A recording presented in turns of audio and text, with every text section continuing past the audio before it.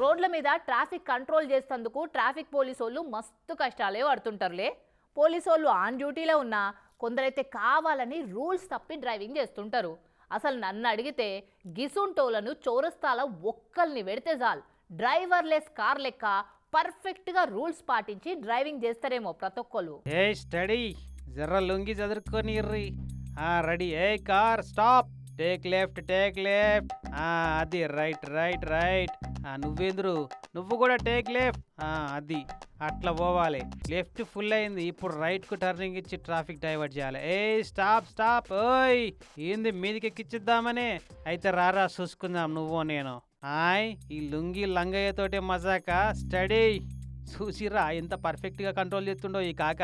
తమిళనాడు రాష్ట్రంలో ఏడ తీసిన వీడియోనో కానీ సోషల్ మీడియాలో పెడితే ఈసంటోళ్ళను ట్రాఫిక్ డ్యూటీలో పెడితే ట్రాఫిక్ ఆటోమేటిక్గా కంట్రోల్ అవుతుందని కామెంట్లు పెడుతున్నారు కామెడీగా. మళ్ళా పోలీసు వాళ్ళని అన్నది అట్టుకోవచ్చు కానీ కీసొట్టి మంది బాబులతోటి ఎవరు పెట్టుకుంటారు? ఎటు వమ్మంటే అటే పోతారు కదా.